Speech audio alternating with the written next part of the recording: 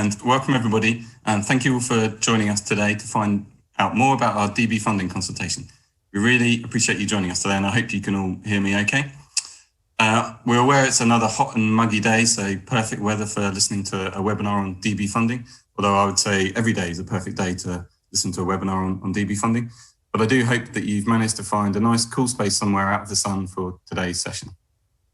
Just to introduce myself, my name is Chris Clark. I'm a principal here in the policy team at TPR, and I have the easy job today of just guiding you through the agenda.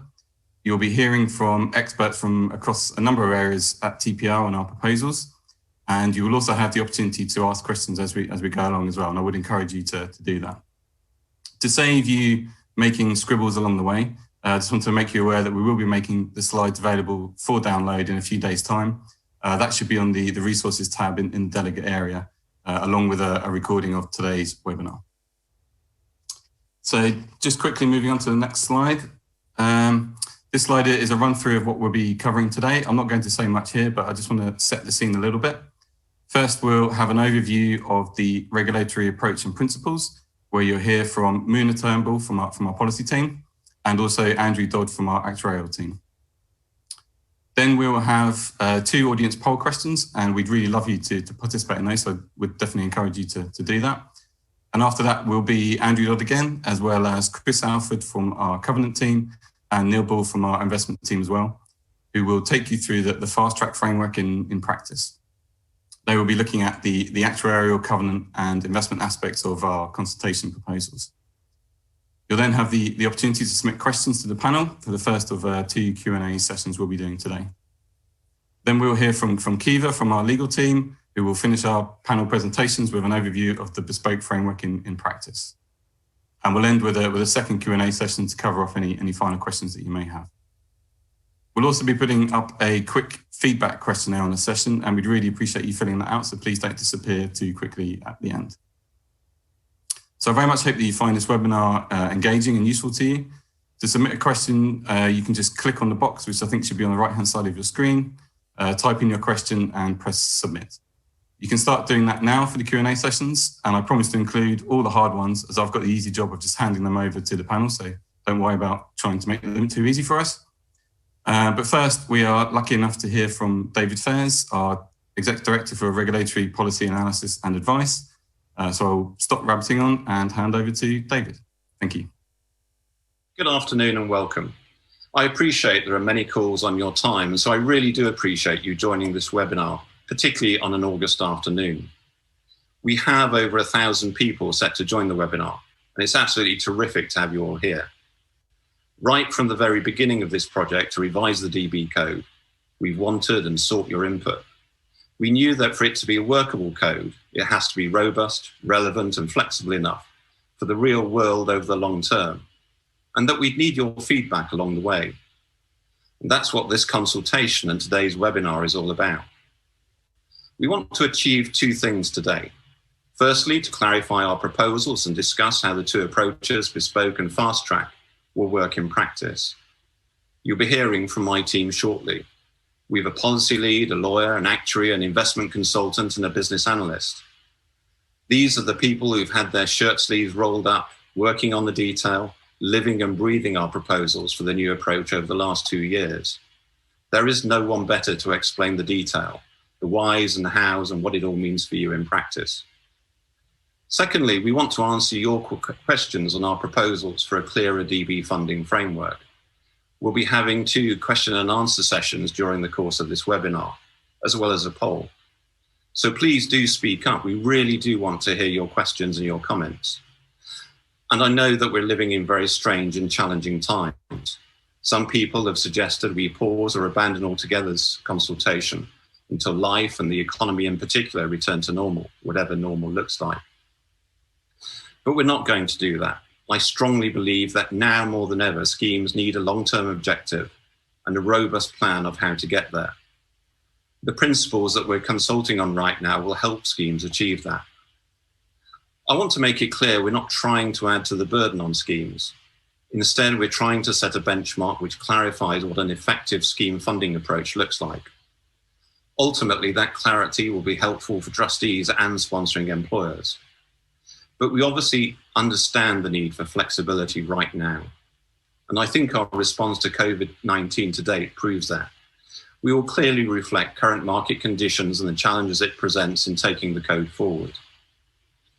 Many schemes already have a long-term objective, and those with an integrated risk management approach are likely to be the ones that will fare better in these rocky times.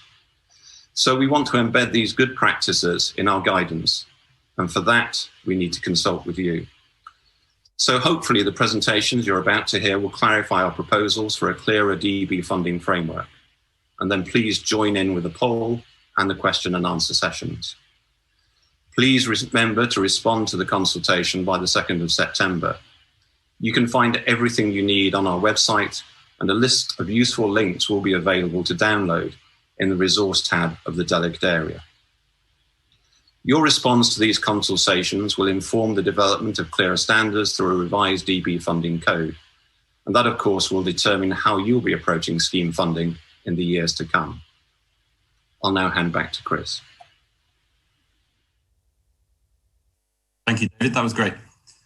We can now get stuck in some of the details, and we're going to hear first from Muna and then from Andrew. Over to you, Muna. Thank you. Hello, everyone. I would like to start with a quick look at why we're revising the DB funding codes and also give a bit of context to what we're going to talk about today. So, as you know, 2 years ago, the government concluded that the DB funding regime was working largely as intended, but it needed some improvements to make sure it would be sustainable for the future. And in particular, it highlighted three things. First, that the DB landscape is maturing and how important it is for trustees to take a long-term view to their approach to funding so that the end game for their scheme is efficient and orderly. Secondly, the white paper also acknowledged that although risk is part of the system, it is important to make sure that the flexibilities that are built in are used appropriately. And finally, the white paper also noted that the lack of a clear agreed standard for funding is making our job more difficult to take efficient actions when we see potential non-compliance. So to improve all these things, the government said greater clarity on the standard expected of trustees and employers would be provided through new legislation and a new code of practice on DB funding. And in the Pension Schemes Bill 2019, the government introduced a few measures to deliver those objectives. The first one is a new requirement for trustees to set a long-term objective. And in the bill, this is described as the funding and investment strategy. And the idea is that this requirement would help trustees to focus on long-term strategic planning. And finally, trustees would also have to prepare a written statement of strategy which sets out their approach, including on how they intend to manage the risks around the delivery of their strategy. This last measure is about greater transparency and accountability around the risk being taken on behalf of employers and savers. So what's in the Pensions Bill? The Pensions Bill has been scrutinized by the House of Lords and is about to start its passage through the House of Commons. It contains a few important clauses as it currently stands, but be mindful that this could change as the bill goes through the parliamentary process. So the first thing is that trustees will have to determine a funding and investment strategy for ensuring that pension and other benefits can be provided over the long term. In consultation, we have continued to call this the long-term objective because actually it's a term that's widely used and understood by industry. The bill then kind of says that the strategy must be specific in relation to its funding basis, the investment profile, and the time by which it will be reached. And there will be further regulations laid down by DWP that will set out a bit more detail on what these things might look like. Then trustees will have to develop a statement of strategy, which will be submitted to TPR alongside relevant information. All schemes also will have to submit evaluation, and this is actually a key change from what the current requirements are, where schemes only in deficits will have to submit evaluation. Another requirement in the bill is that the technical provisions have to be calculated in a way that is consistent with the funding and investment strategy. And what this means in practice is that technical provisions will become milestones on the journey to the long-term objective. And where trustees have failed to comply with the requirements relating to this funding and investment strategy, the regulator will be able to direct trustees to revise their long-term objective. This is in addition to TPR's existing powers under Section 231, where we can already set technical provisions and impose a recovery plan. The bill will also enable DWP to make provisions in regulations to provide further detail on all aspects of the new funding clauses, including, for instance, prescribing matters to take into account when trustees determine the funding and investment strategy or when they set the recovery plan. And also there will be more detail on the content and form of the statement of strategy. We understand that DWP will be consulting on the regulations, so there will be a further opportunity for industry to input in the development of the legislative framework. So I would like to say now a few words about what our consultation covers. We'll be consulting twice. The first consultation is currently running and will close on the 2nd of September. We have actually extended the deadline for responses, and that's to make sure that stakeholders, advisors, trustees, and employers who are very busy dealing with the impact of COVID-19 have had the time to engage with the consultation. For us, this consultation is very important. We want to make sure we get things right, and we're therefore very keen to make sure that everyone can engage with the consultation. We have, however, decided against extending the deadline further because time is marching on and we need to progress the work. But having said that, we're fairly relaxed. If people need a couple more weeks to complete their response, just drop us an email at the consultation address to let us know, and that will be fine. The second consultation will be on the draft code itself. Once we know what the final legislation package looks like, once we've heard the input from industry to the first consultation, and also once we've done an impact assessment to make sure that the new code strikes the right balance between member security and cost to employers. So let's first look at the first consultation. It covers a broad range of proposals for how we could go about setting clearer standards. We want this consultation to be as open as possible, so we're asking lots of questions on various aspects, such as our proposed regulatory approach and what we have coined the fast track and bespoke framework. You'll hear more about this from my colleagues in a minute. The key principles, which we think should stand behind all valuations, and again, Andrew will take you through these in a minute. And then our ideas for how all these things could be applied in practice to give clearer guidance on trustees and employers. Of course, we recognize it's a really complex subject, and we wanted to do justice to it and make sure we explain our thinking in detail so that we can promote a good debate with industry about the right solutions. And that means, unfortunately, the consultation document is a bit meaty. We recognize it's rather long. But we don't expect everyone to read everything and answer all questions. We've actually structured the document in a modular way, starting with high-level discussions on approach and principles, and then focusing on the more technical detail so that respondents can focus on their areas of interest. We've also produced a quick guide, which is a good introduction to the whole consultation. There's one last document which has been published alongside the consultation, and that's the report on the modeling that has been undertaken by the Government Actuary Service to help us with developing some of the ideas. There's one thing that I would like to stress. You will have probably noticed that there are a few numbers quoted in the consultation. I would like to stress the fact that they are purely for illustrative purposes, because we wanted to just kind of put some flesh on the ideas to illustrate what things might look like. But they are by no means the final numbers. And for a start, we need to settle on the ideas arising from the consultation. We won't be outlining the fast track guidelines until the second consultation. And these will be informed by various things.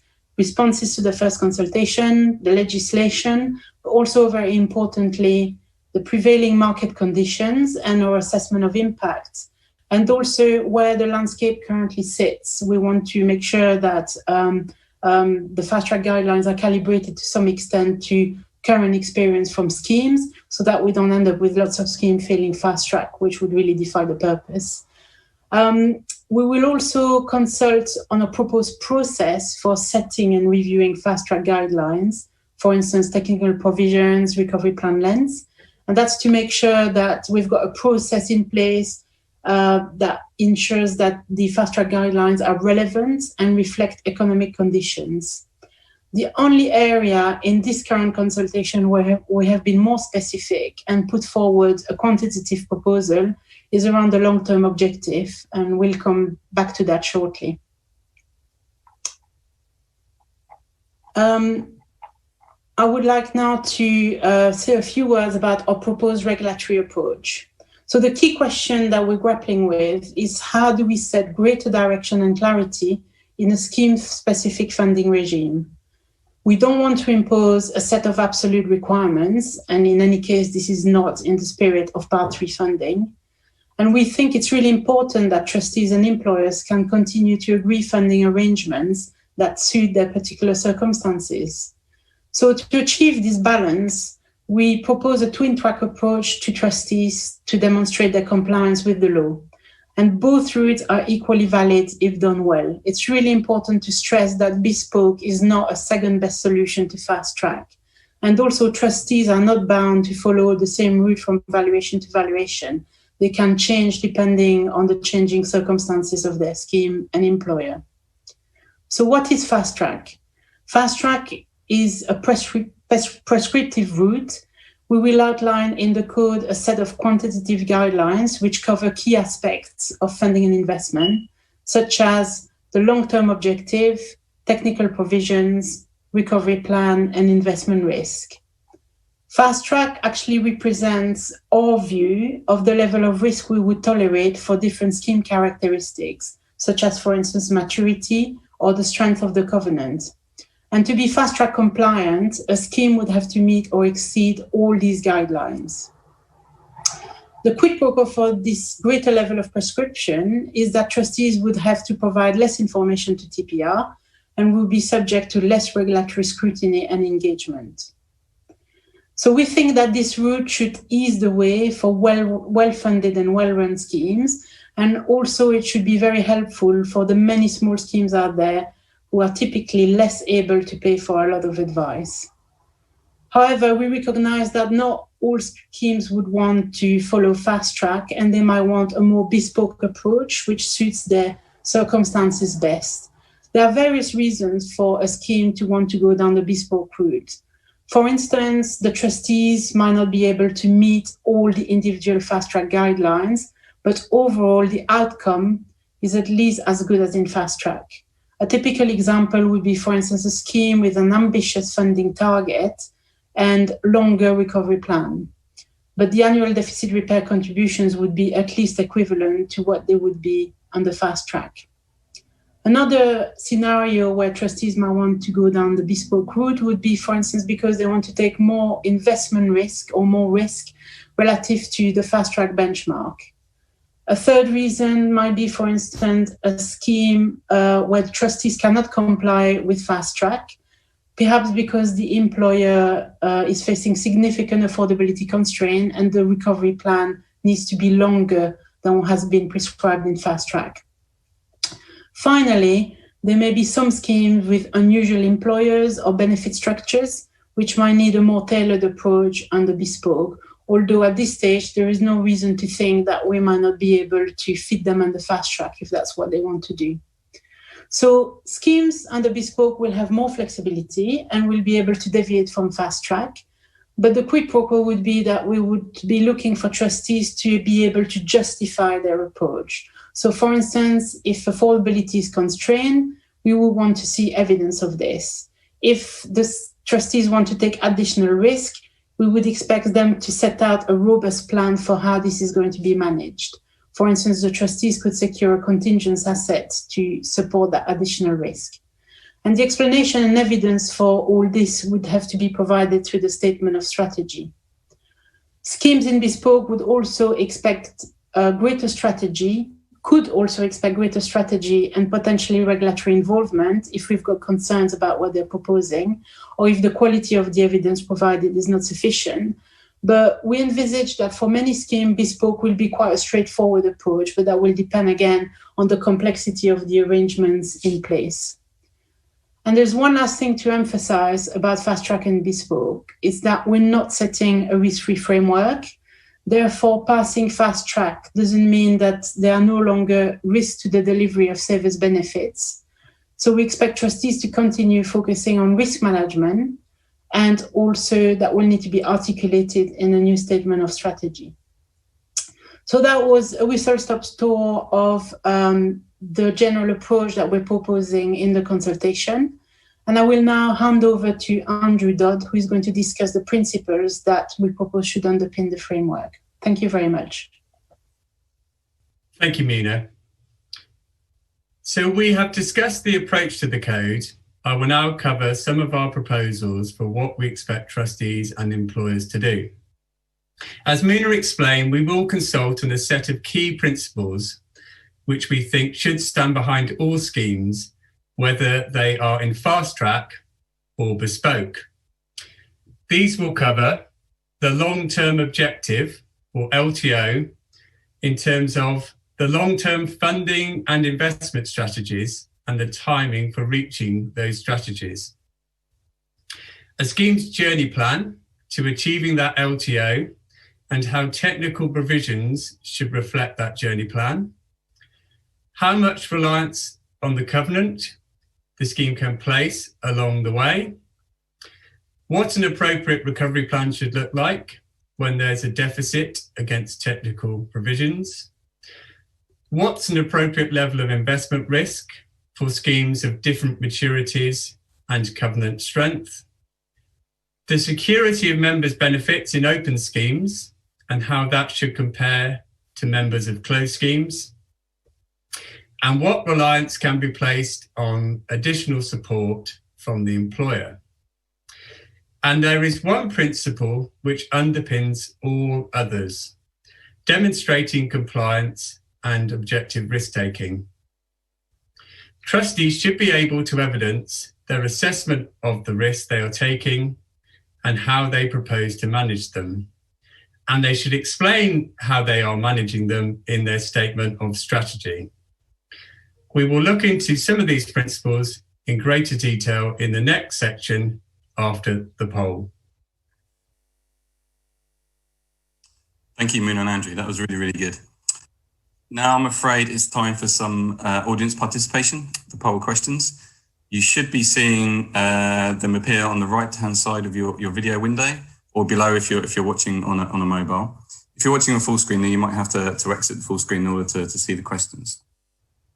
So the first question that we'd really like you to engage with is, if the proposed twin track regime for defined benefit valuations is adopted, do you currently expect that your scheme or the majority of schemes that you deal with will adopt an approach that is either fast track, bespoke, too early to say, or not applicable?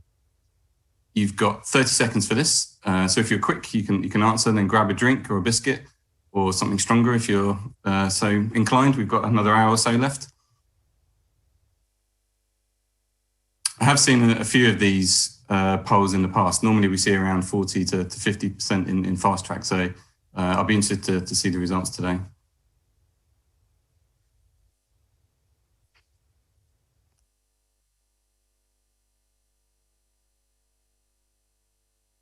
So hopefully they should be appearing on your screen shortly.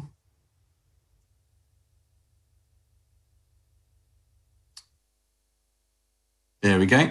So we have majority into bespoke, so around 42%, about a quarter in fast track, 29% too early to say, 2% not applicable. So I have to admit, I'm not too surprised to see lots in the too early to say. As Muna discussed earlier, we are at the stage of discussing the principles at the moment more than how the exact parameters will be set, which will come as part of the second consultation, depending on the feedback that we've received. Lots in Bespoke. Again, I think it's early days, and second consultation will give people a bit more of an idea as to where the lines were drawn. But as we all know, we live in a very scheme-specific universe, so I'm not too surprised to see a relatively large chunk expecting to be in the Bespoke box. But I think it really highlights the overall range of circumstances that schemes or employers are in, so I think that's really helpful. Thank you very much for that. So if we can move on to the second poll question. So what will be the most useful element of the fast track guidelines for your scheme? Or what do you expect to be the most useful element of the fast track guidelines for your scheme?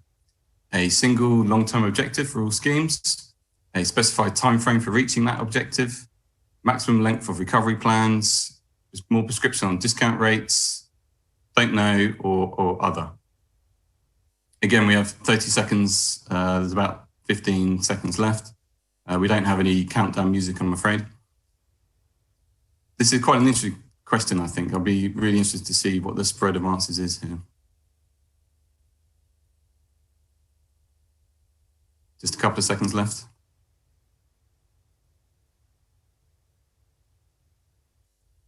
Hopefully the results should be appearing on your screens shortly. And yes, not too surprising that it's fairly split. A bit of a majority towards having a single long-term objective as being the most useful element. And then a fairly even split. We've got 21% in the time frame to reach there, and then 16 and 15% for maximum recovery plan lengths and discount rates, and nearly 20% in the unknown bucket. So I think that's okay. I think that's very useful. Thank you very much for that. And you can relax a bit now, and we're going to hear from Andrew Dodd again, and then also Chris Alford from our business analyst team, a covenant expert, and also Neil Bull from our investment team. So over to Andrew. Hello again, everyone. We're now going to look at the principle for setting a long-term objective and how that would be applied to fast track. By the time they are significantly mature, we expect schemes to have a low level of dependency on the employer and be invested with high resilience to risk. For the fast track framework, we need to define what we mean by this. In particular, we need to define low dependency, significant maturity, and invested with a high resilience to risk. Neil will be discussing the investment aspects a little later, but now I want to talk about what this means for funding and timing. To achieve a low level of dependency on the employer, we have suggested scheme liabilities should be calculated using a discount rate of between gilts plus a half and gilts plus a quarter. We are consulting on the options for setting other assumptions, such as price inflation and pensioner mortality. On timing, we've suggested that a scheme is significantly mature when its liabilities have duration of 14 to 12 years. In other words, when the average pension payment is 14 to 12 years in the future. Schemes of duration 14 to 12 years have mainly pensioner members and are paying out at least 5% of their assets as benefits each year. We estimate that there are only around 7% of schemes which we regulate which have already reached this level, and that for a typical scheme, it is 15 to 20 years away. So we're seeking views on this, in particular, how we should define significant maturity for fast track. Is duration the right measure of maturity to use? And is a duration of 14 to 12 years the right definition of a significantly mature scheme? And how should we set low dependency liability assumptions? And crucially, how should we set the discount rate? And should that be gilts plus a half to gilts plus a quarter? So although it's important, setting a long-term objective is only half the picture. schemes need to have a plan to reach it. So let's go back to our principles. We expect trustees to develop a journey plan to achieve their long-term objective. Technical provisions should have a clear and explicit link to it, and over time, these paths should converge as evidenced by the journey plan. The chart you can see on the screen now shows how technical provisions might evolve over time to the long-term objective, before taking account of any support from the sponsoring employer. The technical provisions are milestones on the journey to the long-term objective. There are many paths that the journey plan could take between the scheme's current technical provisions and their LTO, and we've put forward several options in our consultation paper. Schemes that are immature will have more time to achieve their objective. And because of this, we've suggested that immature schemes can take more risk than mature schemes, as they will have more time to recover the situation if things go wrong.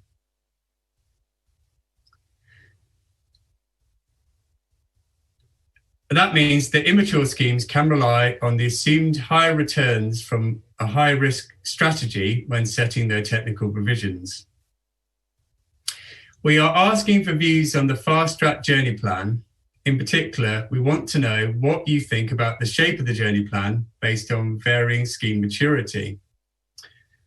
In particular, how much risk can an immature scheme take, and how should that change over time as the scheme becomes more mature and moves towards significant maturity? Chris will now talk about how we're proposing to build covenant into the fast track guidelines. Thanks, Andrew. Now, this slide only reflects scheme maturity when setting a scheme's journey plan and doesn't take account of the employer covenant, which is the reliance a scheme can place on support from its employer or employers. And schemes with a strong covenant can afford to take more investment risk since their sponsor should have the means to recover the situation if things go wrong. So we've suggested that schemes with strong covenants can take more risk than schemes with weak covenants. However, we are asking for your views on covenants, including how, and indeed whether, it should be factored into scheme funding. We're also consulting on how it should be assessed, either retaining the existing holistic approach that's common practice in the market today, reflecting each employer's individual circumstances, but potentially with clearer guidance from TPR on the characteristics of different covenant grades, or alternatively defining an explicit formulaic measure of covenant strength. We're also asking whether it is prudent for schemes to fully rely on the covenant beyond a period of where there's good visibility. Is it a good idea to rely on the current covenant strength beyond, say, 3 to 5 years, when there is the potential for the covenant to change or indeed decline over that time? And if not, what reliance should be placed on covenant after this period? TPR and many practitioners in the market grade covenant strength into 4 bands or CG ratings, ranging from CG4, weak, to CG1, strong. And for the purpose of this consultation, we're keeping these bands as they are, but we do welcome views on whether it would be helpful to introduce more bands. And on this slide, you can see on the screen now, we assume a CG2, or tending to strong covenant, with the journey plan shown as a bold line on the chart. And the difference between that scheme's assets and its technical provisions reflects its funding deficit. And the deficit will be larger or smaller for different grades of covenant. So in our consultation, we're seeking views for fast-track purposes on what credits, if any, should a scheme be able to take for having a stronger covenant when setting technical provisions, how should covenant be assessed, and whether it's appropriate to rely on covenant beyond a period of reasonable visibility. So that is the technical provisions. And moving on to the recovery plan. Once a journey plan has been agreed, the scheme's trustees may need to submit a recovery plan to correct any deficit that arises between a scheme's assets and its technical provisions. Our principle is that technical provision or funding deficits should be recovered as soon as affordability allows, whilst minimizing any adverse impact on the employer's sustainable growth. We're seeking views on various options for a fast-track compliant recovery plan, including how recovery plans might vary with sponsor covenants. For for example, setting maximum lengths for different CG ratings, whether back-end loading of contributions should be allowed, and if so, to what degree, whether investment outperformance, for example, above that already assumed in the scheme's technical provisions, should be allowed to form part of the recovery plan, setting clearer expectations around fair or equitable treatment of schemes as compared to other stakeholders, and what should happen to a recovery plan in future valuations. For example, in 3 years' time, should the existing end date be retained, or could the deficit be respread? In the example on this page, for fast-track purposes, a CG2 or tending to strong scheme might be expected to have a recovery plan that is no longer than, say, 6 years, to get the scheme fully funded on a journey plan basis. However, this number is illustrative, and any recovery plan guidelines will form part of our second consultation. Where a recovery plan doesn't meet these guidelines, for example, it's longer or back-end loaded, we expect appropriate additional support to be provided. This could be, for example, asset-backed support, or it could be guarantee support from another company. And we anticipate that this additional support will be a large part of bespoke valuations, provided that it has sufficient value and can be legally enforced by the scheme if it's needed. Kiva will talk about the bespoke framework and how additional support fits within this in more detail in a short while. But first, I'll pass you over to Neil, who'll be talking about scheme investments. Okay, so thank you very much for that, Chris. Investment and investment risk is an absolutely key factor in determining the success of paying benefits. And it's also an important factor from a risk perspective as well. And unfortunately, we've seen that in the first quarter of this year as a result of the COVID crisis. We've seen significant volatility in investments, and that's impacted the volatility of scheme funding. So we want to include investment risk in the DB funding code. We think that's very, very important. And if we look at our proposal, it's really to have a high resilience to risk when a scheme is significantly mature. And that makes sense to us because when a scheme is significantly mature, it will be paying out a reasonable amount of its assets in terms of cash flow to meet liabilities, to meet pensioner payments. And an investment shock can cause that depressed asset values to be crystallized. So it's quite important that we get schemes to be in that kind of safe harbor in terms of low levels of investment risk when a scheme is significantly mature. For schemes that are less mature, we're happy for schemes to take more investment risk. But that's really only half the picture because the employer covenant comes in as well. So for schemes with a strong employer covenant, we're happy for them to take a higher level of risk than schemes with a lower employer covenant.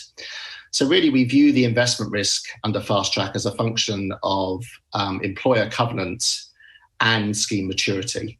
And that matrix approach to maturity and covenant is really central to our proposals in Fast Track.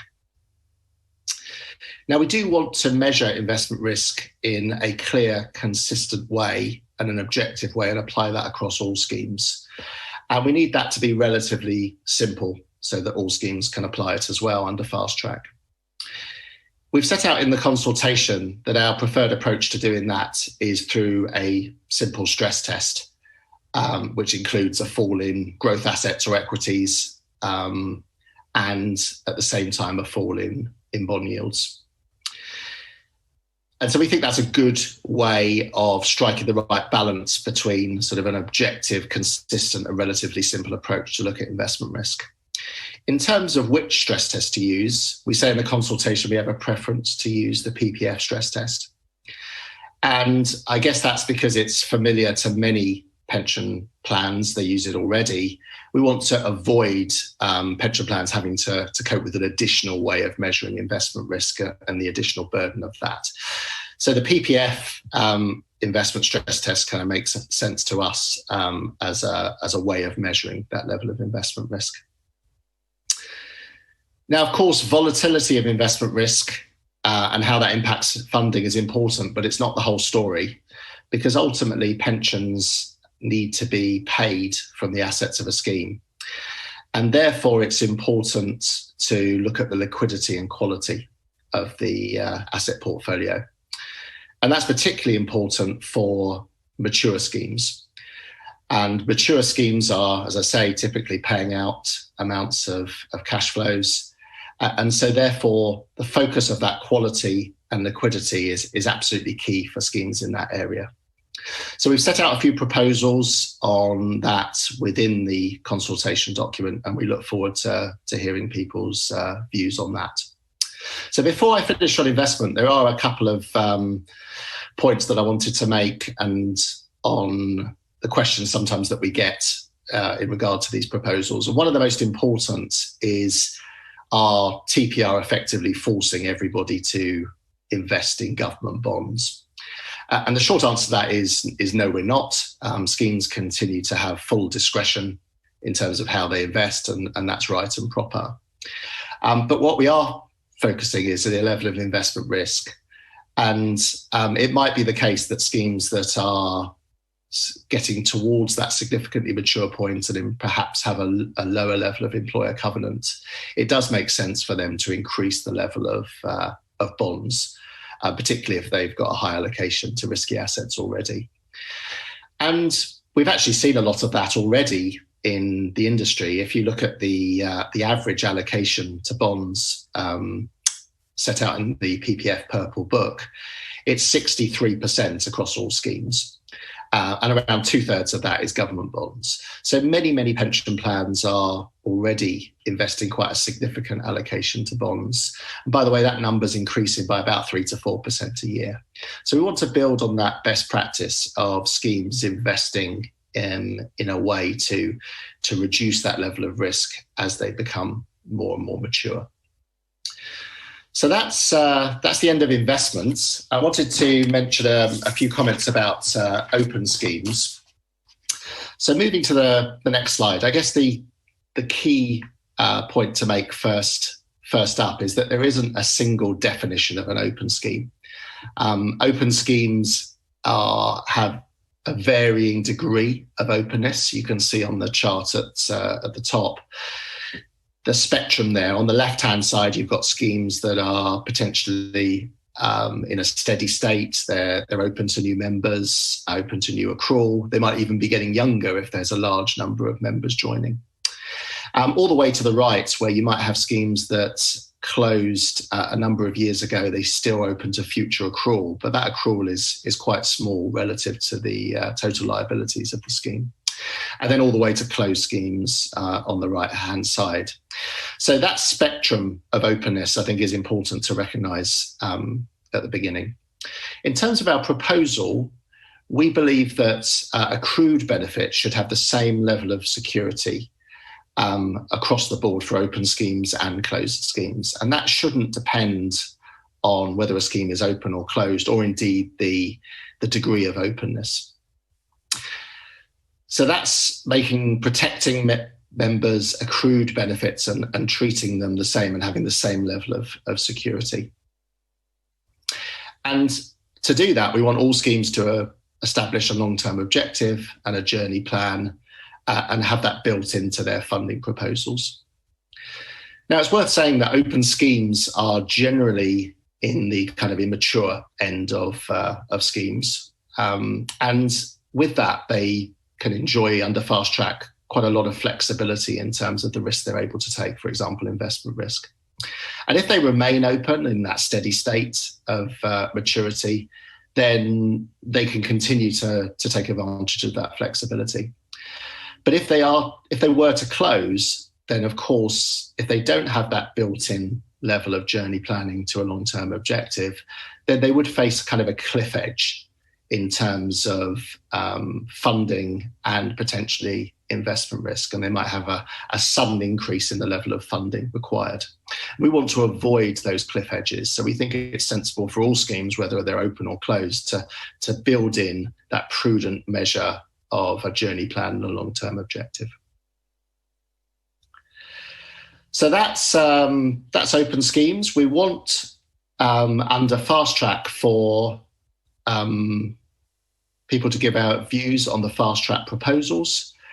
And open schemes may, of course, decide to go through the bespoke option.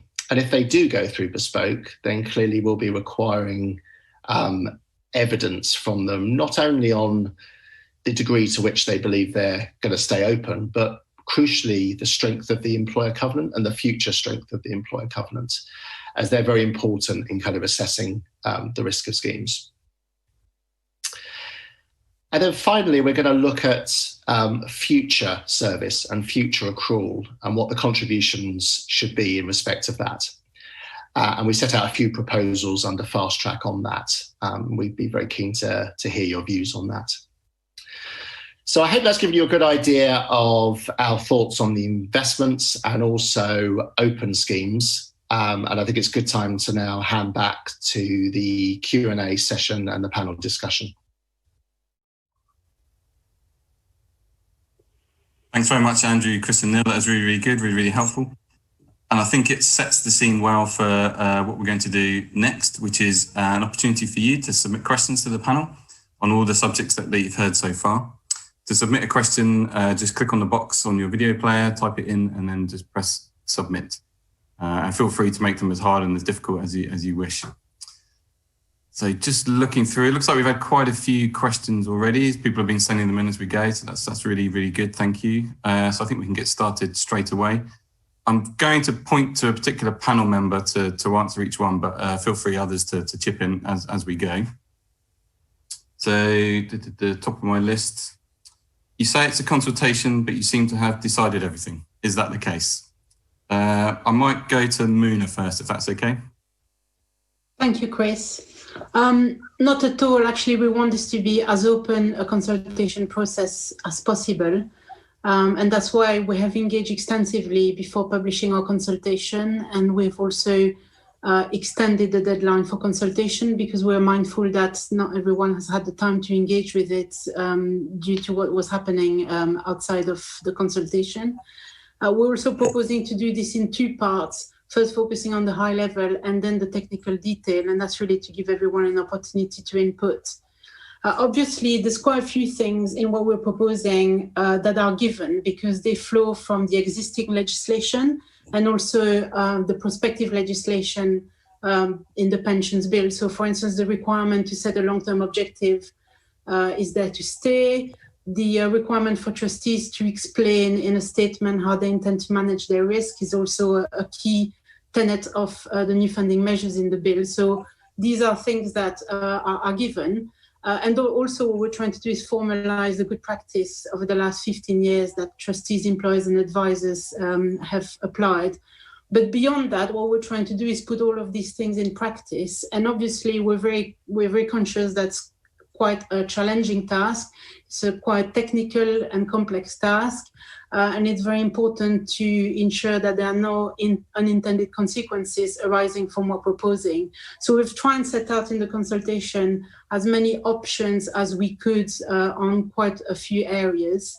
And what we're hoping is to have a genuinely constructive debate with industry on where we collectively think the right balance lies between member security and costs to the employers, and how we can actually be clearer in how we set our expectation, but in a way that's workable for people who are at the coalface of DB funding. So we were genuinely interested in hearing alternative views, bright ideas of how we could do things, and we're hoping that as many people as possible will respond to the consultation. And the end of the consultation deadline is not the end of the debate. I think we're going to have another year of conversations with many people in industry on how we can do this. Thanks, Chris. Great, thank you, Muna. I'm going to go to our next question, which is something that Neil touched on, which is, will your new DB code mean even more schemes close? But I might start with Andrew, if that's okay. We've heard a bit from Neil, but I might start with Andrew. Can you have first go at that one, Andrew? Well, give it a go, Chris. Thanks for that one.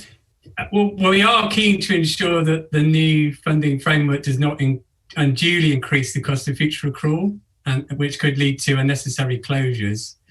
And when we talk about closures, that's both to new members and closure to future accrual, where schemes have already closed to new members in the past.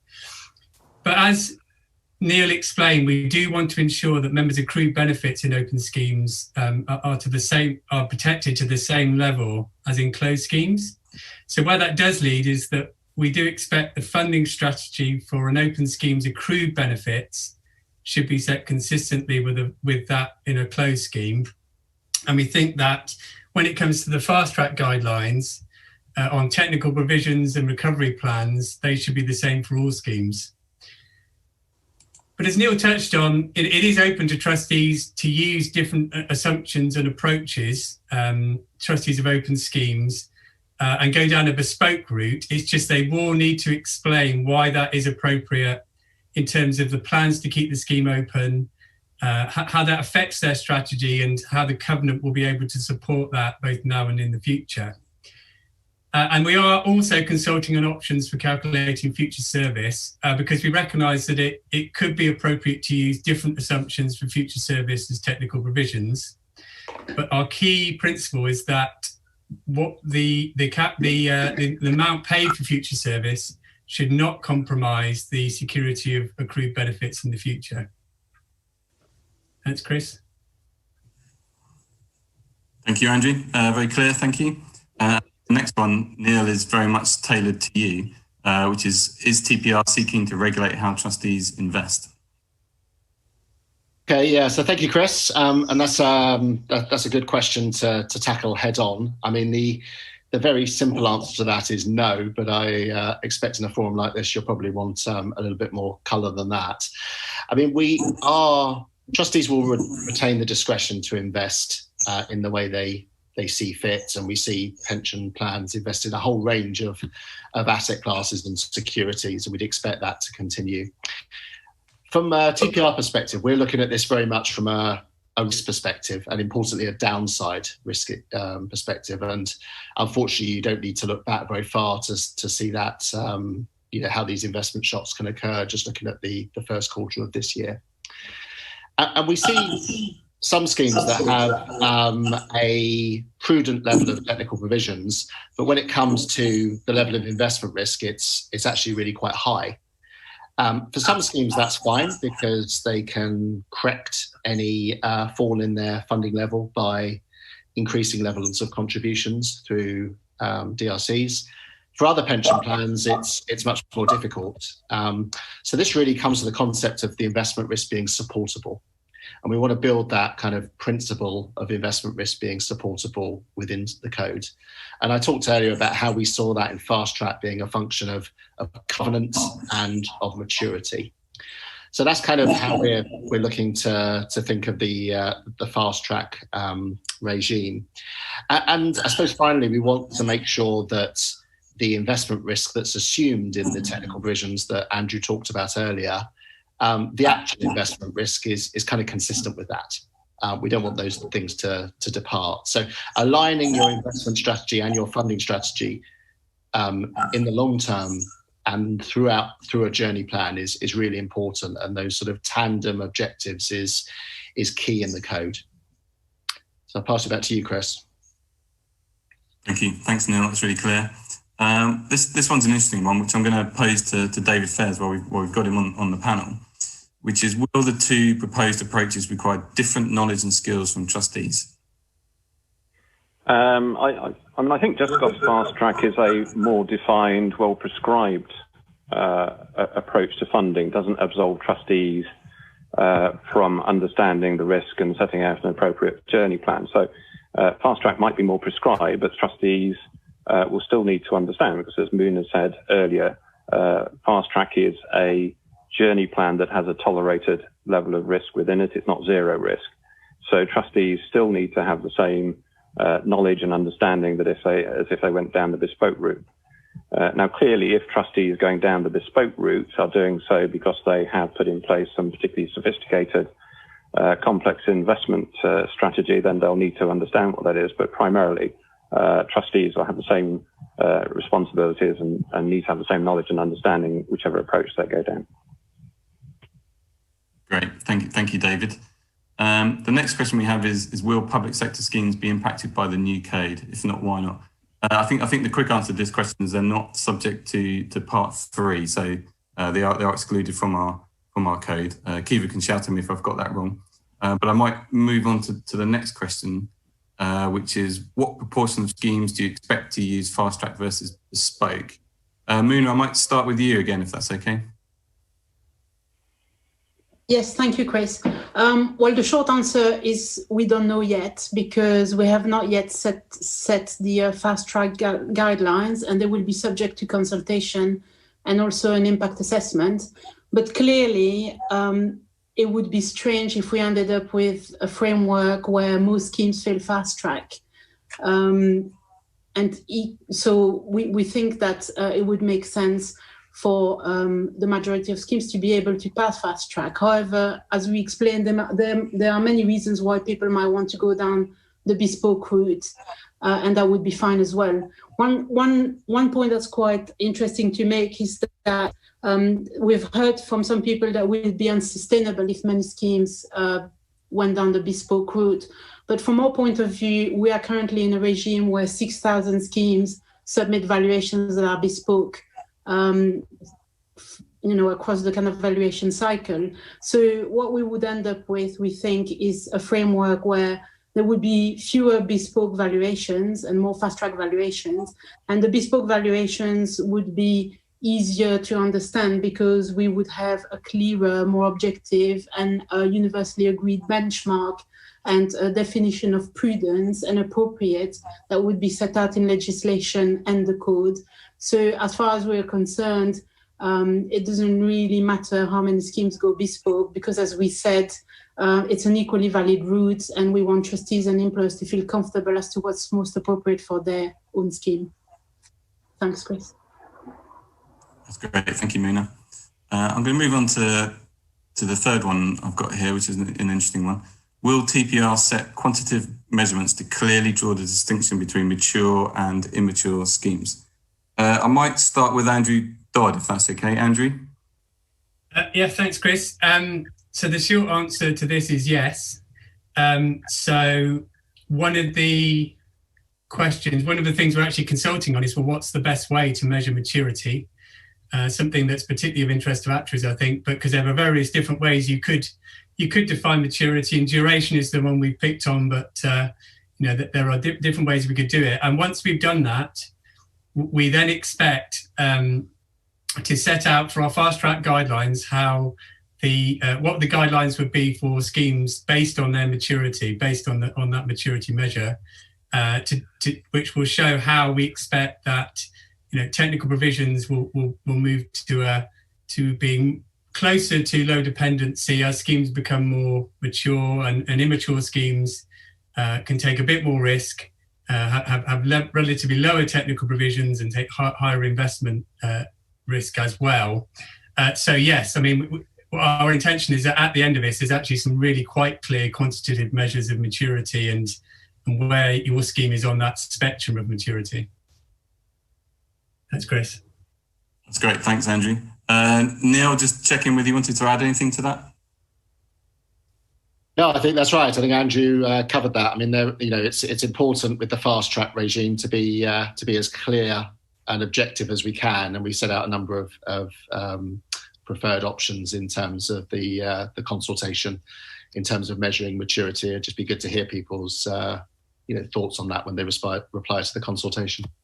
Thank you. While I've got you, Neil, I think this question's probably for you. Under what circumstances would you envisage giving a direction to revise the LTO, which I think I'm interpreting as how would we look to tweak or change the LTO going forward? Yeah, so thank you for that. That's a good question. I mean, I guess the first thing to say is that the majority of pension plans have quite a long time to go until they reach the long-term objective by our kind of measure in terms of significantly mature, what we put in the consultation. So I think it's important that we have flexibility to be able to amend the parameters in the fast track, of which the long-term objective will be one. But equally, we don't want to kind of overreact to underlying market conditions, especially if this is something that people are planning to do in maybe 15, 20, 25 years' time. So it's just striking that right balance will be interesting and will be informed by the responses to the consultation. And I think that's the best way to look at it. As I say, from the majority of schemes, that long-term objective is quite a way away, but it's about setting a journey plan to get to that point and get the scheme in a really good place, whether that be in funding or whether it be on the investment side. That's great, thank you. I've got quite a long question here, so I'm gonna read it out and then we'll come to it. So, with the current COVID-19 crisis having a major impact on mortality, financial markets, gilt yields, and depending on the industry, investment strategy, also on the covenant and funding level for many schemes, how, if at all, do you anticipate TPR's new funding code to evolve to recognise this shock and other future currently unknown shocks? So I might start with Muna, because I think this question is around how are we going to look to take into account the circumstances that we in schemes and employers find themselves in terms of taking forward our consultation and for the next consultation. So Muna, can I start with you on that one? Yes, thank you, Chris. So we're quite a long way away at the moment from consulting on the second code and what the fast track guidelines will look like. But we will have regard to the kind of prevailing market conditions at the time of setting those guidelines. And also what's really important is make sure that what we have in place is a transparent and open process so that everyone in industry understand how we might revise those guidelines going forward. So part of the consultation next year as well will be about what this process should be, what factors should we take into account to revise fast track, how we're going to take into account prevailing market conditions, and how we're going to communicate that to industry. Clearly, there's a balance to be had between making sure that the framework stays as current as possible, but also stability is very important because trustees and employers need to plan ahead. So we wouldn't want a system necessarily that would change all the time, but it needs also to reflect the change in circumstances. So that's something we're going to grapple with and consult on next year. Great, thank you, Muna. And I think this will be our last question before we move to another presentation. What power does, I'm reading the wrong one. RE, statement of strategy, aside from submitting to TPR, does it have to be published elsewhere, e.g. on a website or sent to members? Kiva, can I ask, do you have an answer to that question? Yep, happily. The answer to that is that it's up to DWP rather than the regulator, but at the moment, the DWP doesn't intend for the statement of strategy to be published. The idea is that it might contain sensitive or commercial information relating to the employer that they wouldn't want to make public. And I think from a policy perspective, DWP is very keen to ensure that there's open dialogue between the trustees and the employer. That's great, thank you. And thank you, panel, for all of your answers, and thank you everybody for sending in those excellent questions, really, really good. We do have one more presentation for you, and we like to save the best to last. So we have Kiva, who's a pension lawyer here at TPR, who just answered the last question. So she will be giving you an overview of the proposals on the Bespoke framework. So I'll hand over to Kiva. So welcome to the section that contains our ideas for the Bespoke part of the new regime. My section is only 15 minutes long, but there are some key concepts that I'd like to get through. Firstly, I'll outline the sorts of circumstances where we think trustees are likely to want to go down the Bespoke route rather than follow fast track. Then, once they've made that decision, the sorts of things that they will need to consider and the steps they will need to follow in order to successfully complete a Bespoke funding arrangement. And when I say successfully, I mean a valuation and a recovery plan that we, TPR, would consider is compliant with Part 3 of the Pensions Act. And then finally, I'd like to explain some of our thinking behind Bespoke and why we think in particular that it should be measured and assessed by reference to fast track. Because from some of the comments that have been made to us, both publicly and privately, I suspect this area needs a little more detail.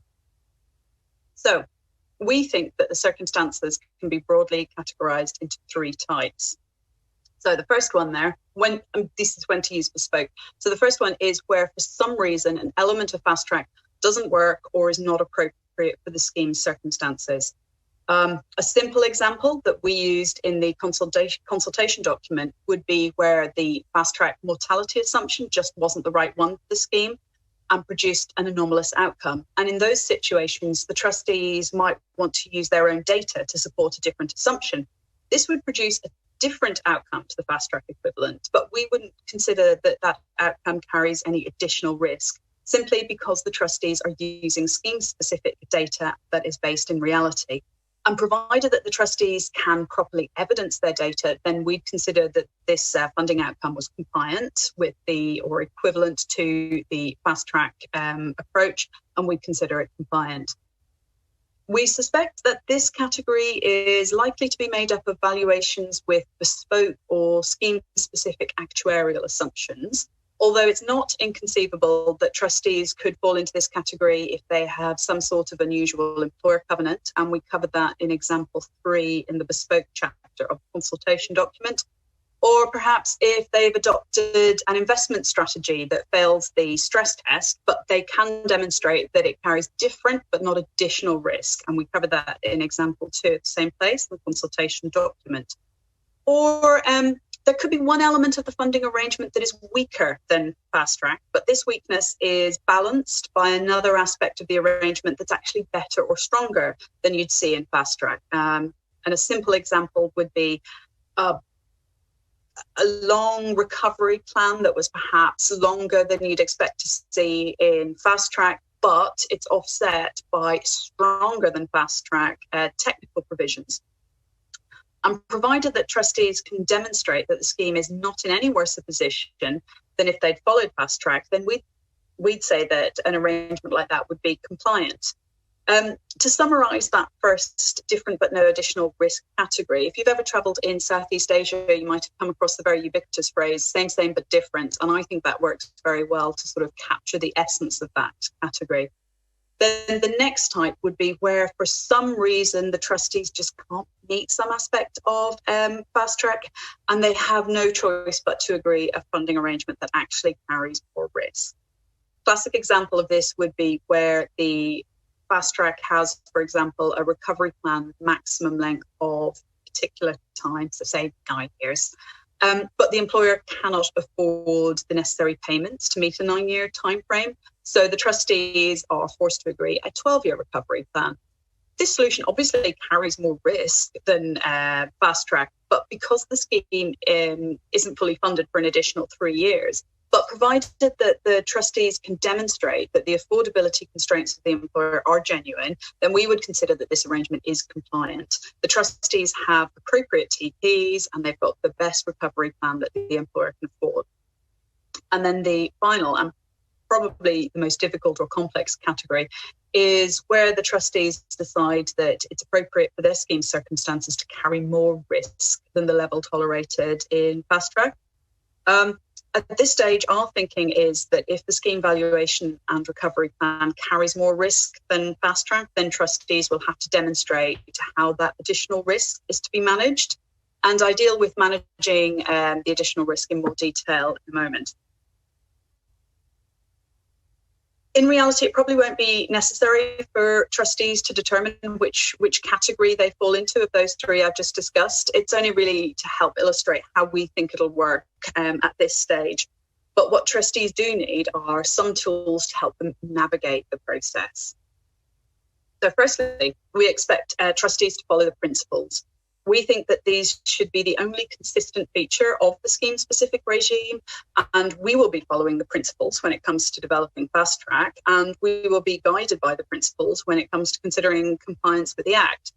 So looking back then at the example where the employer affordability was constrained and the trustees had to agree to a very long RP, in that example, we would have considered it compliant because the arrangement meets all the principles, including, and in particular, the principle that says that deficits should be recovered as soon as affordability allows, while minimising the adverse impact on the sustainable growth of the employer. So, yes, it was a worse than fast track arrangement, but it complied with all the principles. Secondly, where trustees do decide to take on additional risk, they will need to understand exactly what that additional risk involves. That is, how and when the scheme is likely to be exposed or is vulnerable by reference to that additional risk. And this exercise will help the trustees to understand their scheme's risks, and in turn, it should inform the type and level of support that they should be seeking. Basically, you need to understand the potential problems in order to ensure that you've got the right solution. And then the final step is to articulate all of that in the statement. And we think that will serve two purposes. The process of explaining it will help the trustees to clarify and understand the risks that they are running and the solutions that they've developed for those risks. And it will help us as a regulator to sift through the bespoke arrangements to make sure that we assess which ones we think need more engagement, and we can target the schemes that we think we need to be looking at. It goes without saying that probably the most difficult part of all of this will be understanding the additional risk and then working out how to manage it. We think that risks can be managed in different ways. Primarily, they can be mitigated or supported, or both. A word of caution here, there's been a bit of misunderstanding from some of the conversations we have had. If we talk about mitigation in this context, in the DB funding context, we're not talking about the same sort of concept that TPR's mitigation is in respect of the clearance regime and moral hazard. What we mean here is the ordinary, normal English usage, and I've looked it up, and the definition is the action of reducing the severity, seriousness, or painfulness of something. So mitigation is effectively minimising or controlling the impact of that risk. In the Bespoke chapter of our consultation document, in example 5, we gave an illustration of a back-end loaded recovery plan being properly mitigated.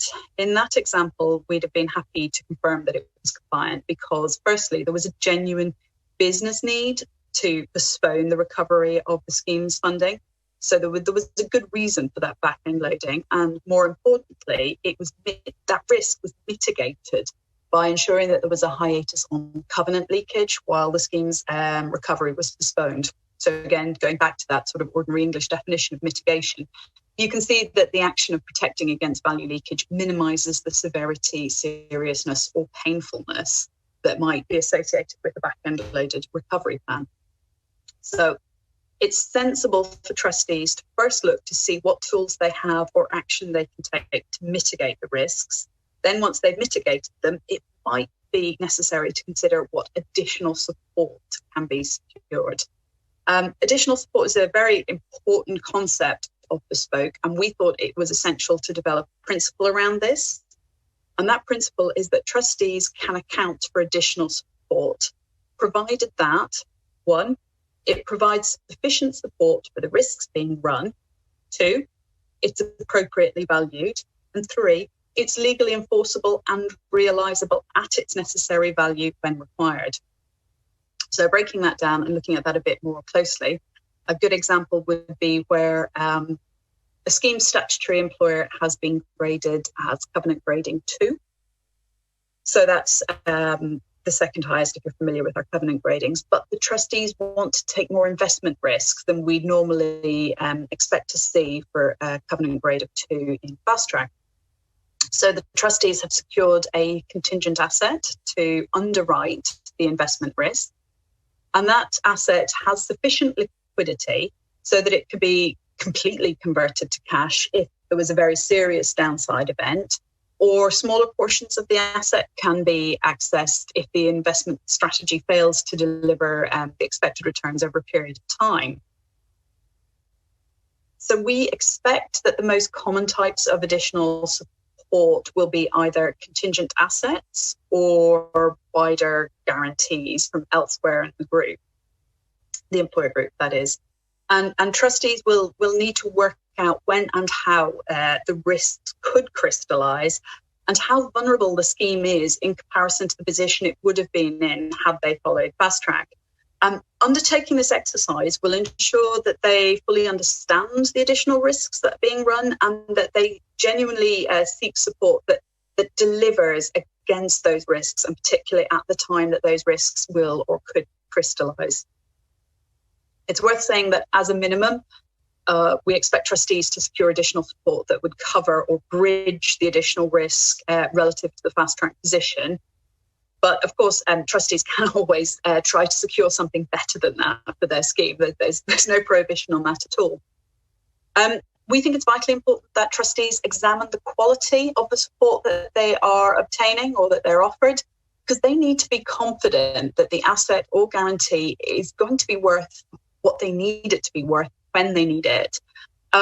So, for example, if it's a parent company guarantee, then we'd expect them to look at the long-term covenant visibility of the entity that is providing that support and think about it carefully and think, will the support that they need be there when they need it?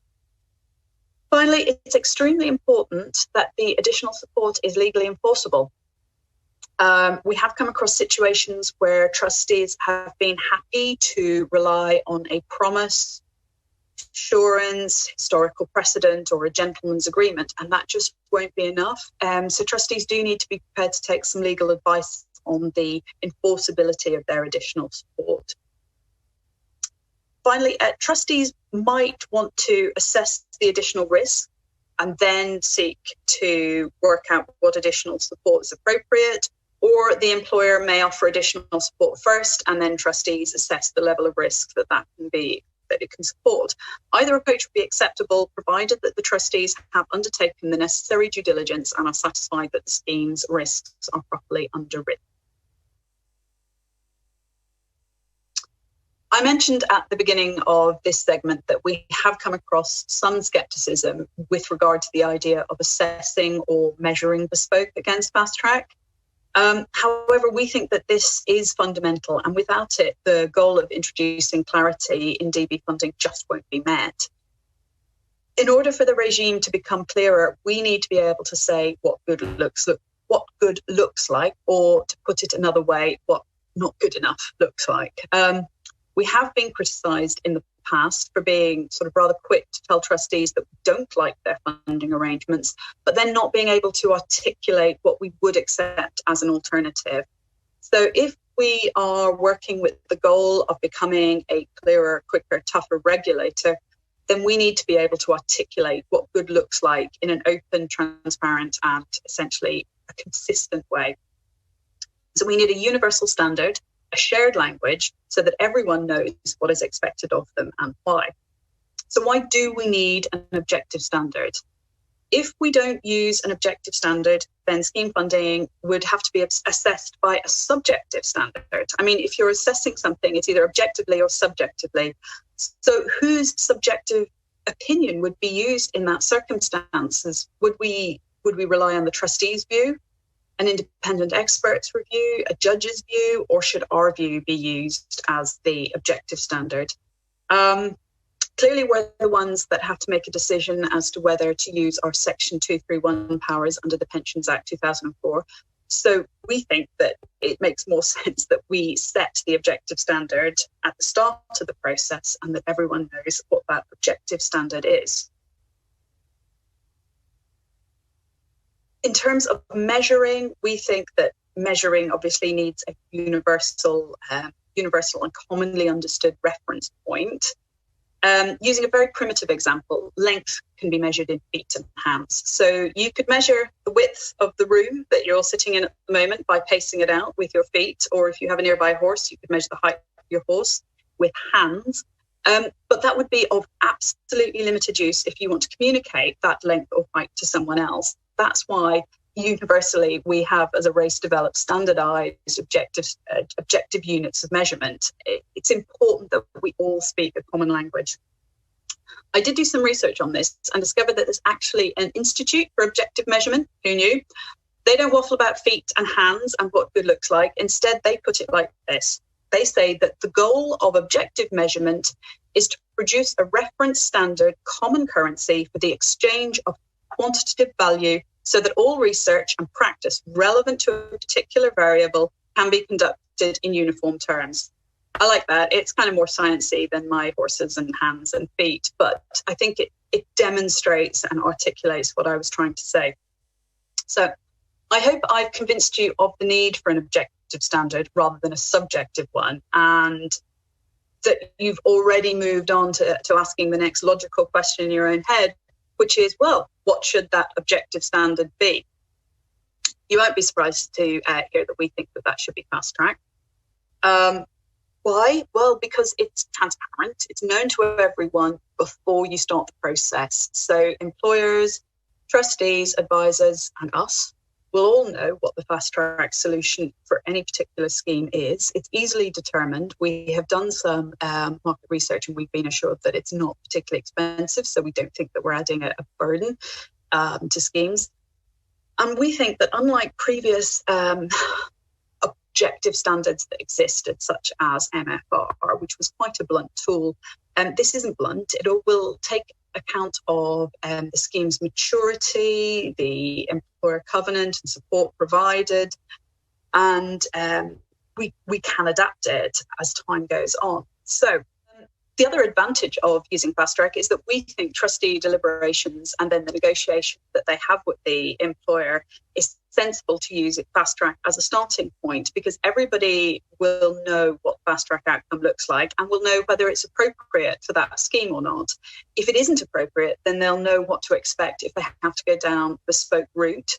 And employers will know that they need to demonstrate affordability or suggest support or mitigation if they think that the scheme should be carrying more risk.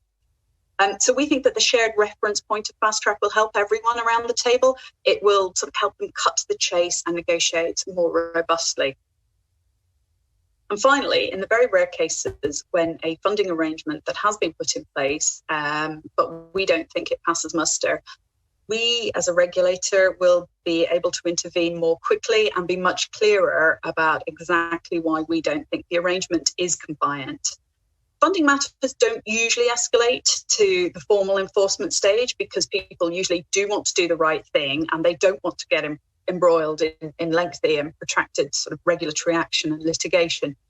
But if the situation falls and we have to, then enforcement should be much more straightforward. We think that we would be able to issue a warning notice much more quickly because we would be able to say to the trustees and the employer why we don't think their funding arrangement either complies with the principles or the additional risk isn't adequately supported. And our warning notice would be able to sort of clearly suggest that the fast track equivalent would be the appropriate regulatory action that we would seek to take.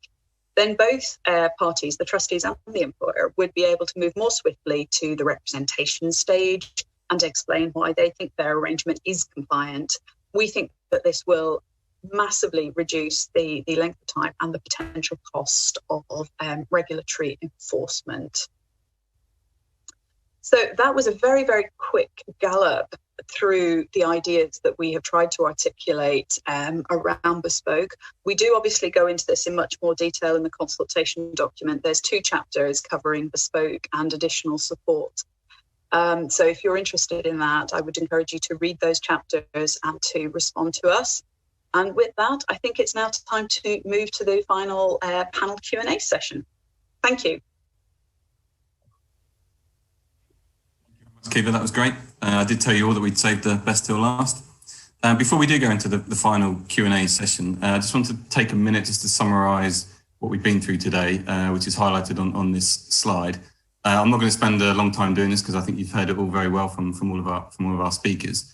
So first of all, we heard from Muna and Andrew on the approach we're taking to this first consultation, which is very much focused on the principles of the framework, a consultation on ideas as we put it in this slide. I just want to reiterate that we are a very open, we want it to be a very open consultation, so we're very keen for people to feed back on some of the ideas and principles that we put forward. And on this slide, we've highlighted some of these key ideas, the focus being on schemes aiming for a position of low dependency on the sponsor and having a realistic journey plan to get there. Ensuring that the risks are well understood, that they're managed, and that the level of risk taking is appropriate for the scheme.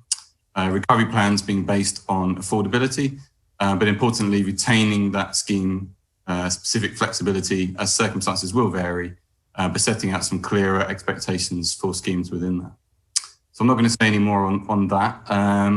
So I would like to go to the Q&A sessions. So please do continue to send in your questions. We've got lots coming in already. So I will start with one for Chris Alford, if that's okay, which is how is TPR looking to treat different types of covenant, e.g. charities? Chris? Thanks, Chris. So our overall underlying expectation is that the funding code, as it's set out, should work for the vast majorities of scheme. However, our second consultation will look at providing more guidance on how non-standard schemes might fit in within this code, including those supported by charities or not-for-profit organisations and multi-employer schemes. So firstly, in terms of charities, frankly, we'd expect any trustees of any scheme to consider covenants in the same way as other schemes and to factor this in when setting that scheme's technical provisions and the investment strategy. We recognise that affordability constraints are a relevant concern for charities, with their own unique pressures, and these constraints should be reflected in the trustees' view of covenant strength. And the focus should be, in an ideal world, on funding the deficit as soon as reasonably affordable, but we recognise there's a need to avoid harming the sustainable activities of the employer. However, if cash funding isn't available and asset security aren't available, we would expect trustees of these schemes to recognise the covenant at the weaker end of the scale with actuarial assumptions and investments to reflect this. And in terms of multi-employer schemes, we recognise they also have their own complexities, particularly those that have non-associated employers, so-called name schemes, where there may not be clarity on how responsibilities are managed by the different employers, each of which may vary significantly in their covenant strength. And it may not be right to look to impose a one-size-fits-all approach to carrying out scheme valuations for this type of scheme. There's vast differences, and we will seek views on these types of covenants and all other non-standard types of covenants in our consultation. But also just to remind everyone that for these schemes, if it does remain an option to trustees of schemes of these non-standard type to submit valuations and explain how they're managing their scheme specifics under the Bespoke framework. Thanks, Chris. That's great. Thank you, Chris. And apologies if I coughed through that. I thought I'd muted myself, but I think I probably didn't, so apologies for that. I think the next question is probably for you, Kiva. I think it follows on from your presentation. You said in your talk that the submitted statements will help you select schemes for further engagement. What did you mean by that? I think what I was trying to say was that the statement of strategy will in itself form the explanation that will help us select schemes that we will engage with further. So at the moment, we assess all schemes and the valuations that come in, and we choose them on the basis of our internal calibrations. And I think we'll be changing that when the new regime starts. And the sort of thing we'll be looking at is the level of additional risk that the scheme is carrying, particularly if it's in Bespoke. Obviously, it is carrying additional risk. And what the explanation, what the statement says about that, and the evidence that the trustees have submitted to report to support that. We're unlikely to take it further if everything seems to stack up and there's a good and clear explanation and we understand why the trustees have done what they have done. But if there are any questions, then we may wish to pursue it further. The sorts of things are, I don't know, a good example would be if the scheme is relying on a parent company guarantee, but the trustees have no explanation about what sort of guarantee it is and how they negotiated it. There's just no evidence. We might want to pursue that with the trustees to understand a little bit more about how they got comfortable with those risks. And if it transpired it was just an error, the trustees had forgotten to explain properly, then obviously we wouldn't take it any further. But we would like to engage more if we weren't happy with that explanation, such as the trustees were relying on a promise and there was no formal documentation. So it's that sort of thing. It's about bringing a lot more sort of clarity and explanation behind the valuation and the recovery plan. Thanks, Chris. I hope that helps. Yep, that's great. Thank you very much. I've got one question which I'm going to put to David Fairs, if that's okay. Will the new code make employers pay more into their schemes? It's a nice question. It is. I mean, I think at this stage it's too early to tell because at the moment we're just consulting on principles.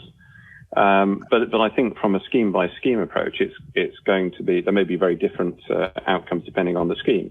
So it might well be that some schemes are ahead of where they need to be in fast track, And of course, as a regulator, we'd encourage schemes to continue on that journey plan.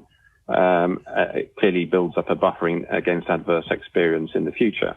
But it may well be that those schemes that are significantly ahead of fast track decide to ease off a little bit in terms of contributions. So actually, for some arrangements, there could be a lowering of contributions.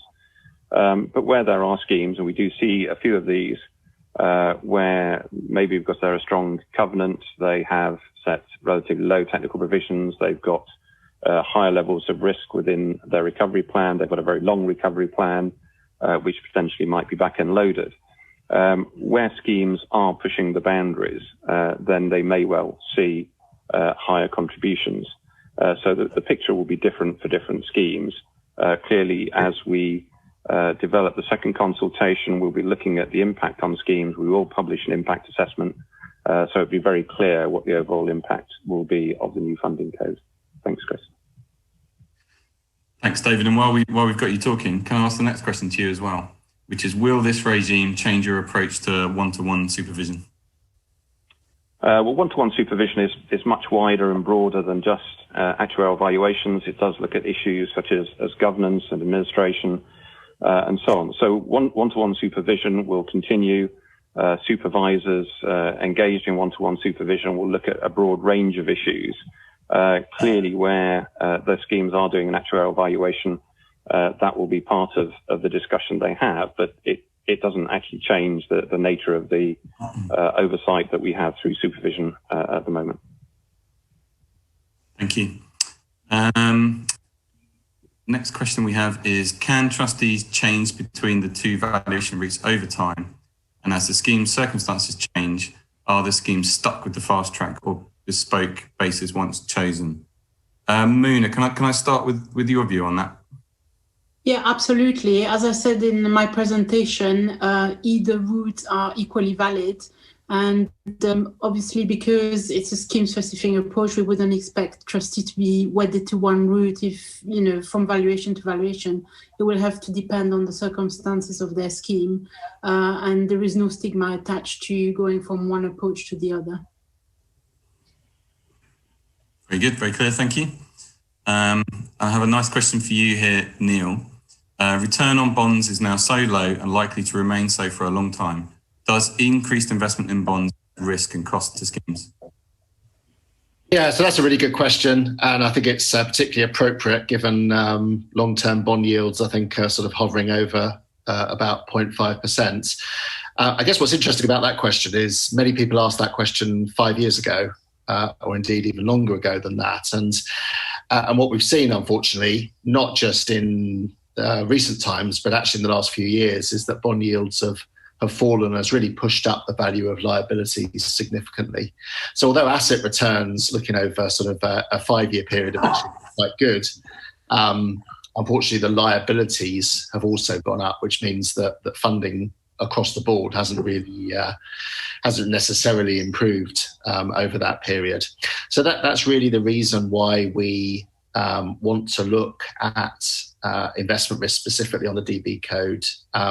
We want to build in that stress test, looking at not just what happens on the asset side, but also things that can affect the liabilities going up. We try and capture that in that stress test. And despite their low level of returns, their low level of yields, bonds, and particularly government bonds, are a good matching asset class for cash flows in the future.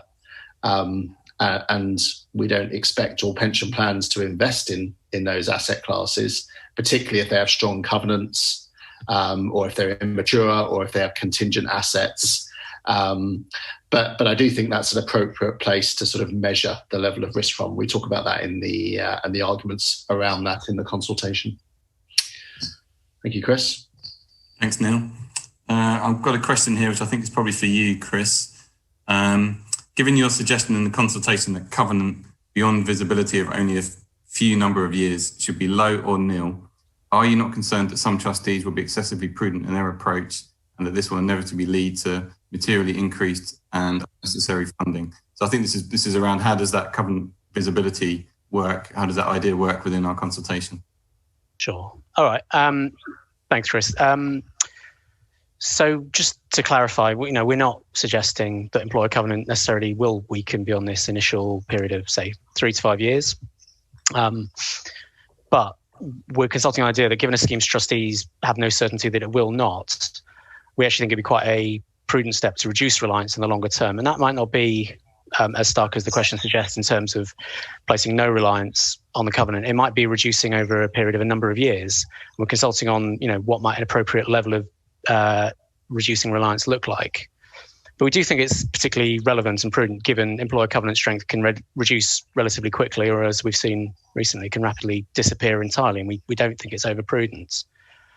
In terms of the question around unnecessary funding from sponsors or overfunding, to the extent that trustees and employers think that that's a valid concern, CPR, we're very open to the ideas of scheme and employers agreeing appropriate structures to bypass this. For example, placing DLCs or a certain proportion of into escrow so they can be relied upon the scheme if required.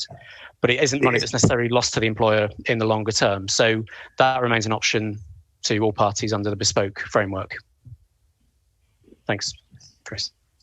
That's great, thank you. And I've got another question here, which I think is probably for you, Kiva. A weak covenant will lead to a conservative investment strategy which increases the deficit. This will make fast track difficult. How is this viewed by the regulator? So I think the question is how do we take that into account through the Bespoke framework? Sorry, the question isn't coming up for me. Could you repeat it? I can't see it. Apologies. So a weak covenant will lead to a conservative investment strategy which increases the deficit. This will make fast track difficult for those schemes. How would we view that? So I think it's about how would we allow for schemes that can't comply with fast track within Bespoke. Oh, right. Yeah. That is something that obviously is a concern. We have to deal with reality. I mean, we're a regulator, but we're dealing with reality. If you're looking at a situation where an employer genuinely cannot fund within the fast track parameters, so it has to do a long RP, then that would be absolutely fine. We'd expect that to be reported in Bespoke, and we wouldn't necessarily challenge it, provided that the explanation supported that. At this stage, our thinking is that it would be better for trustees to accept the covenant as it is, to set the TPs in a realistic way, and to be looking at a deficit that is real. It's better to deal with reality, look at the deficit genuinely got, and the length of time that the employer can afford to. At least everybody's dealing with reality then. I don't think it's in anybody's interest to artificially reduce the deficit to meet an RP length that is unrealistic. Hope that helps. That's great, thank you. And another question for you, Muna, I think, which is how much consultation will there be in part 2? Okay, so what we're hoping to achieve with this first consultation is get a debate on the kind of key principles that will underpin funding. And also we've set out some options of how we could go about deriving fast track guidelines and what the Bespoke framework might look like. So we're hoping that we'll have settled that with the first consultation, so that when it comes to the second consultation, what we'll be consulting on is the actual code itself, the draft code itself, and what the fast track guidelines might then look like in practice. And obviously we will want to set out our thinking and the evidence we've used for how we have set out those lines. And we probably have a few more technical questions to ask of industry to help us with that thinking. But the code itself, which will be in draft form, we anticipate you will be very happy to hear, much shorter than this first consultation, because it will just contain the kind of bare bones of our expectations. So hopefully it will be a shorter consultation and more focused, because we will hopefully have the debate about the key principles in this first consultation. Thanks, Chris. That's great, thank you. I'm conscious that we're running over, but I think the questions are still coming through, so we're going to carry on for a little longer. I've got a question here which I think is probably best for you, Andrew.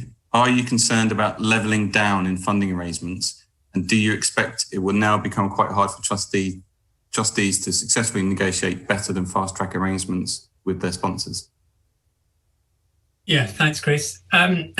Certainly we recognise that levelling down and that some employers might ask, now seek a strategy which isn't quite as strong or good for the members as they currently have, in order to get down to the fast track guidelines. And that is something we recognise, but actually we think that in practice we don't see that there will be that many of those, because from what we've seen engaging with schemes as we regulated them, there are lots of trustees and employers have already gone through a long process, worked out their long-term plan, set a journey plan to get there, and we imagine that actually they would still want to carry on with that journey plan and still be looking to get to a place where, effectively is low dependence on the employer, which can be good. Is it good for the employer too, because it reduces the risk?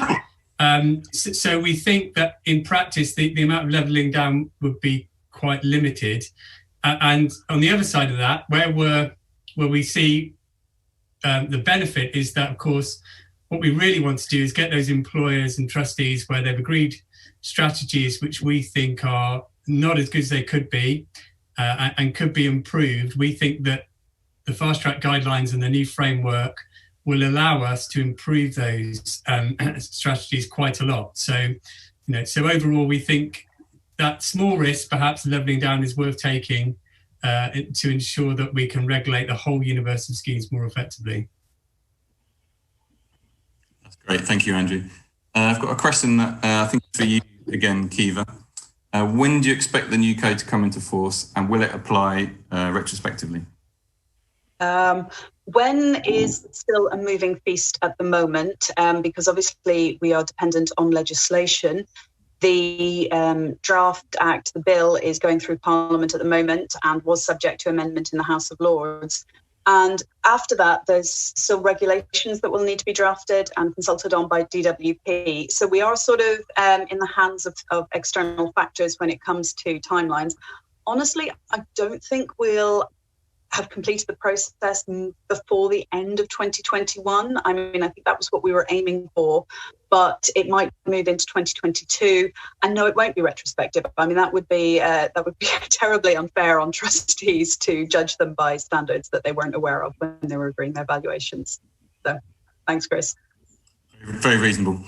It's got a question here, which I think is probably for you, Chris. If there is a contingent asset, can fast track be used, or must it be bespoke? Okay, thanks, Chris.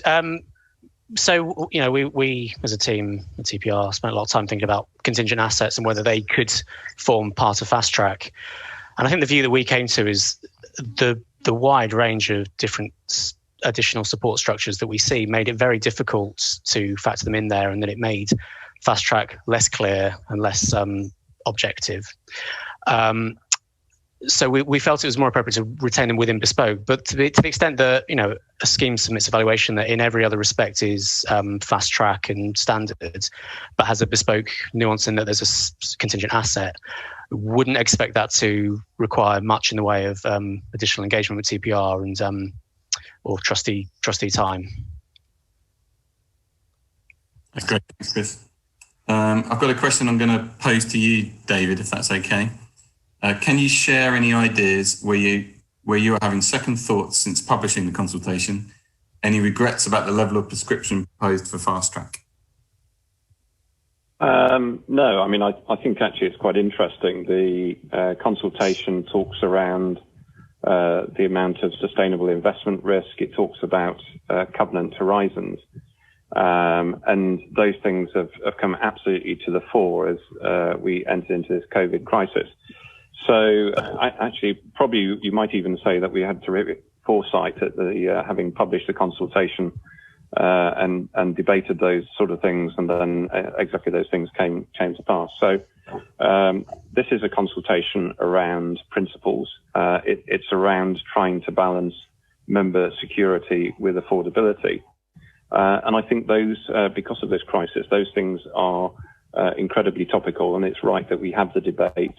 It's right that we listen to and read the submissions that are coming back before we go into the second consultation. So no regrets.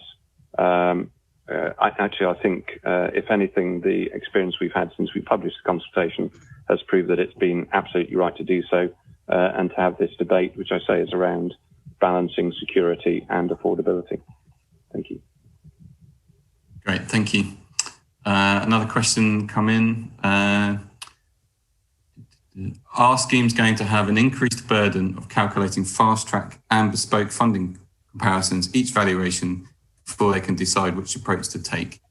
I might start with Andrew Dodd, if that's okay with that one. Yeah, thanks, Chris. So, as we explained earlier, when we're looking to set these fast track guidelines, we're looking to make them relatively simple and clear. So we expect that schemes will relatively easily be able to look at what the fast track guidelines would be for a scheme in their position. We do expect that nearly all schemes will look at that fast track position and consider whether that's the guidelines that they would want to follow if they do want to take bespoke route as part of their valuation process. Now, but we don't actually think that'll be a big burden, particularly when you think that at the moment, as Mina explained, in effect, all valuations are being done in the bespoke way.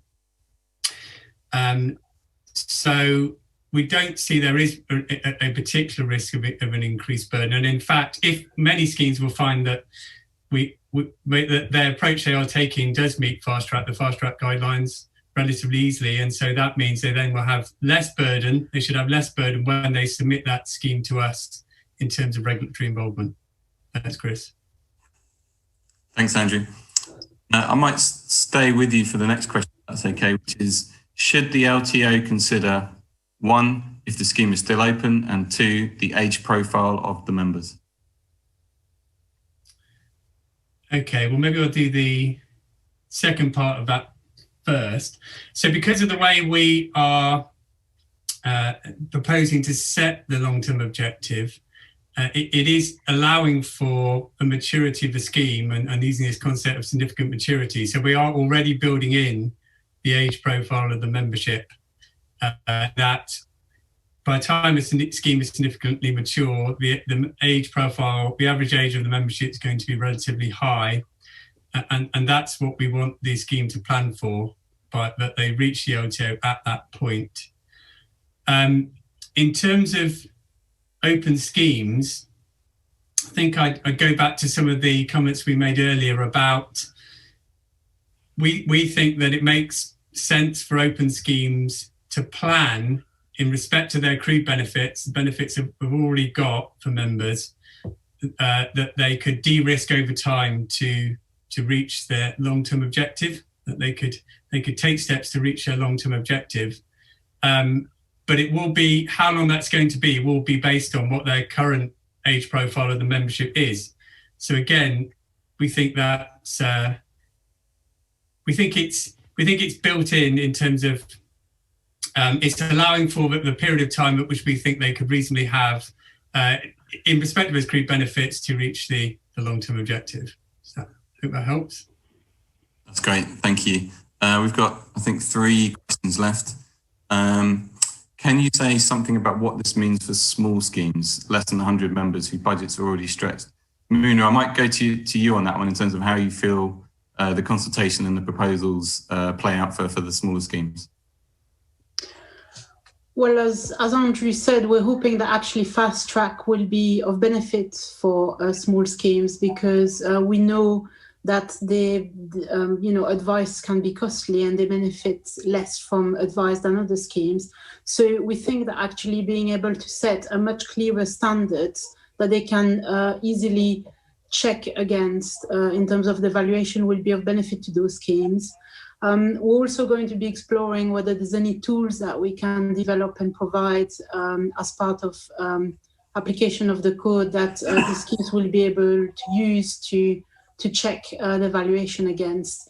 But we do recognize that they're facing particular kind of challenges, and we're mindful of that. And actually in consultation, if there's any kind of ideas that people have in how we can facilitate the process for small schemes, that would be very welcome. That's great, thank you. Next question, how does the proposed twin track approach differ from the regulator's current internal approach to monitoring funding and engaging with trustees? I might start with Andrew Dodd, if that's okay, in terms of how does Fast Track and Bespoke differ from our current internal approach. Yeah, cool. Thanks, Chris. So at the moment, we have a series of risk indicators which we use to assess valuations which come through the door. And in effect, what we are doing is we are assessing, 5,500-ish schemes which are doing bespoke valuations and looking at whether we think there's excess risk in the approach they're taking, so it's worth us engaging more. So where it's going to change is that it will actually be much clearer to schemes when they're doing their valuation, the standard against which we are going to assess their valuation, because that will be based on the Fast Track guidelines. So they should have much more confidence around the likelihood of us engaging with them and them having to deal with us as the regulator. Okay, that's great, thank you. I might ask Kiva if she's got anything specific to add to that. Sorry, unmuting. No, nothing specific other than to say that I think that the transparency that we're introducing will make it a lot clearer. At the moment, I think people will submit their valuations to us and not necessarily know whether they'll be hearing from us or not. And I think in the new regime, they will have a lot more confidence as they submit their valuations to us as to what kind of reaction they're likely to get. I hope. That's the plan anyway. Thank you. And I think we're on to our final question. Fast Track is dependent on assessed covenant strength. What if there's a different view of covenant strength between TPR and the trustees? Chris, I might ask you to tackle that one if that's okay. Sure. We recognise that covenant is a very central pillar to the funding code, and I think rightly so. I think, frankly, we don't often disagree that wildly between what trustees are saying and our own view. In the small number of cases where we disagree, it's often because there's areas either that's we're not aware of, that's not in the public domain, that people can make aware of us through their own covenant advice, or because they're placing perhaps undue reliance on areas that we don't think are appropriate. So I think to say how would we handle a difference in opinion? Well, firstly, there's not many, but secondly, I think it would depend on the scenario, and it needs to be done on a case-by-case basis to understand if there's a meeting of minds that's possible. That's great, thank you. And you can all relax now, because I think that's what brings the Q&A session to a close. So I just want to wrap up quickly. So I hope you found the webinar useful. As I said at the start, you'll be able to download the slides in a few days' time from the resources tab in the delegate area, along with a recording of that webinar. You will also find the key consultation links in a PDF document, and this is available to view now in the same place. And also want to encourage you all to please do send us a response to the consultation. The links are in the above tab and on our website. This is an open consultation, so we will be taking all your feedback into consideration. And we're really, really keen to get as many views and ideas on some of the proposals that we've put forward. And I would like to see us try and break the TPR record for the most responses to a consultation. Although the team and panel may not thank me for saying that, we are really, really keen to get as many views and ideas through as possible. So we'd also really appreciate your feedback on this webinar. So I'd be grateful if you could take some time to complete the survey so we can continue to improve these webinars in the future. It should be available in a few moments from the menu on the left-hand side of your screen. So I just want to thank everyone again for listening, to all of the panel and speakers for giving their time today, and also for everybody who's been involved in organising this. So thank you very much to everybody, and I hope you all have a very good afternoon.